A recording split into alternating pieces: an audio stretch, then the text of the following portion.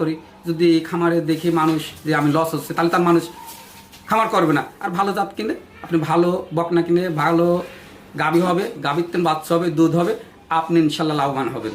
তাহলে আপনার খামারও লাভবান হবে। আপনার 10টা গরু পোষবেন, ওই 2টা লোক খাটবে, তাহলে তার একটা ফ্যামিলি চলে যাবে, আপনার ফ্যামিলিটাও চলে যাবে। আচ্ছা আচ্ছা, ভালো জাত তো কিনে। গরুগুলো আমরা একটু দর্শকদেরকে দেখাই। দেখান, সিরিয়ালের প্রথম বাচ্চাটাই দেখতে পাচ্ছিলাম আমরা, এটা কি জাতের? এটা হলিস্টান ফ্রিজিয়ান জাত ভাই। হলস্টাইন ফ্রিজিয়ান জাতের জি, একটা জি, বাচ্চা। জি। বয়সটা কেমন এটা? বয়সটা 7 থেকে 8 মাস। 7 থেকে 8 মাস। জি। খুবই সুন্দর একটা সুন্দর। বাচ্চা, জাত মানটা তো খুবই ভালো। যে ভাই খামারে ভালো জিনিস কিনবে, ভালো জিনিস কিনলে লস হবে না, 2 টাকা বেশি দিয়ে কিনুক, তাহলে সেই জিনিসটা কিনলে তার খামারটাও ভালো হবে।